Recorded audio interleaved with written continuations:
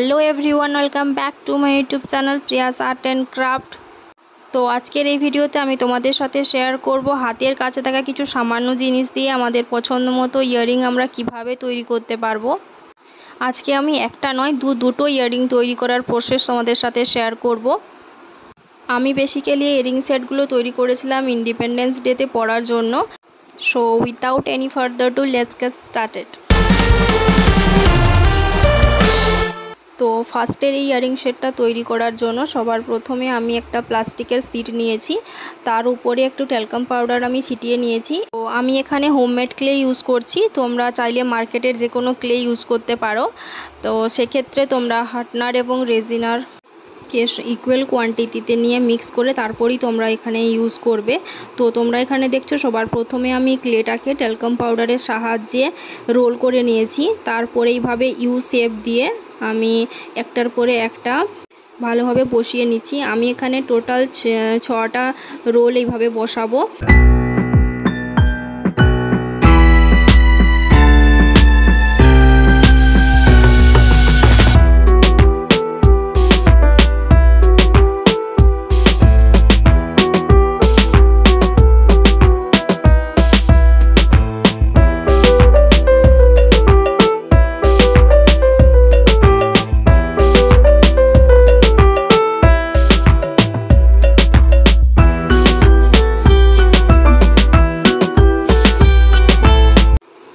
রোলগুলো আমার এইভাবে একের ওপরে আরেকটা বসানো কমপ্লিট হয়ে গেছে। এরপরে নিচের দিকটা আমি সমানভাবে কেটে নেওয়ার জন্য এখানে স্কেল ব্যবহার করেছি। যেহেতু আমি এটা ইউ শেপের বানাচ্ছি, তো এই অবস্থাতে আমি শেপটাকে একটু ঠিকঠাক করে নেব যাতে ফিনিশিংটা ঠিক আসে, কারণ ক্লেটা ড্রাই হওয়ার পরে তখন আমরা কোনোভাবেই কিছু করতে পারবো না। আর এর মিডিল বরাবর আমি ব্রাশ দিয়েই একটা হোল করে নিয়েছি ইয়ারিং হুক লাগানোর জন্য। এরপরে যখন এটা সম্পূর্ণভাবে ড্রাই হয়ে যাবে তখন আমি যে শোয়ের একটা কোড অ্যাপ্লাই করেছি, তোমরা চাইলে হোয়াইট অ্যাক্রিলিক কালারও ইউজ করতে পারো। এতে আমরা এরপর যে কালারগুলো অ্যাপ্লাই করব সেটা ভালোভাবে ফুটে উঠবে। তো আমি যেহেতু ইন্ডিপেন্ডেন্স ডে উপলক্ষে এটা বানাচ্ছি, তো 3টে কালার আমি এখানে ভালোভাবে অ্যাপ্লাই করে নেব। আর যখন কালারগুলো ভালোভাবে ড্রাই হয়ে যাবে তারপরেই আমি এখানে ভার্নিশের কোড অ্যাপ্লাই করব। ভার্নিশ অ্যাপ্লাই করার ফলে আমাদের কালারটা ভালোভাবে গ্লসি হবে এবং ভালোভাবে ফুটে উঠবে এবং লাস্টিং হবে। তারপরে আমি কিছুক্ষণ রেখে দেব ভার্নিশটা ড্রাই হওয়ার জন্য। তারপর আমি হোল দিয়ে ইয়ারিং হুক পাস করে ইয়ারিংটা কমপ্লিট করে নেব। তোমরা আমাকে কমেন্ট করে অবশ্যই জানাও ইয়ারিংটা তোমাদের কেমন লাগলো। আর চ্যানেলে যদি প্রথমবার ভিজিট করে থাকো চ্যানেলটাকে অবশ্যই সাবস্ক্রাইব করে দিও এইভাবে নতুন নতুন জুয়েলারি ভিডিও দেখার জন্য। সেকেন্ড ইয়ারিংটা খুবই ইজি। এই ইয়ারিংটা বানানোর জন্য সেমভাবে আমি প্লাস্টিক সিডের ওপরে ট্যালকাম পাউডার ইউজ করব। এতে প্লাস্টিক সিডটার ওপরে ক্লেটা লেগে যাবে না এবং ইজিলি ক্লেটাকে হ্যান্ডেল করতে পারবো।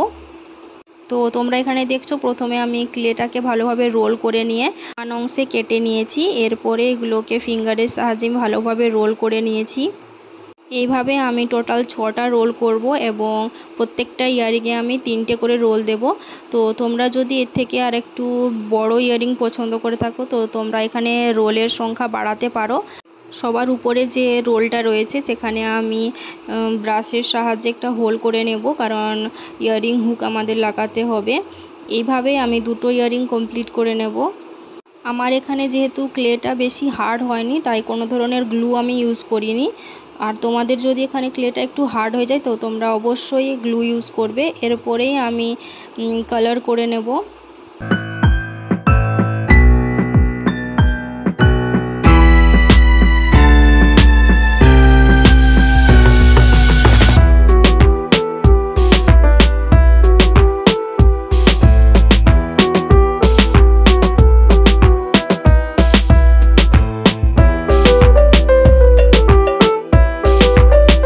তো এখানে আমার কালারটা করা কমপ্লিট হয়ে গেছে। আর কালারটা যখন সম্পূর্ণভাবে শুকনো হয়ে যাবে তারপরে আমি এখানে ভার্নিশ অ্যাপ্লাই করব। দেন তারপরে আমি ইয়ারিং হুক দিয়ে ইয়ারিংটা কমপ্লিট করে নেব। তো এইটা হচ্ছে ইয়ারিংটার ফাইনাল লুক। দেখতে যেরকমই সিম্পল সেরকম বানানোও খুবই ইজি। তোমরা আমাকে কমেন্ট করে অবশ্যই জানাও কোন ইয়ারিংটা তোমাদের ভালো লেগেছে। দেখা হচ্ছে আবার পরের ভিডিওতে। আর আমার তরফ থেকে সবাইকে হ্যাপি ইন্ডিপেন্ডেন্স ডে।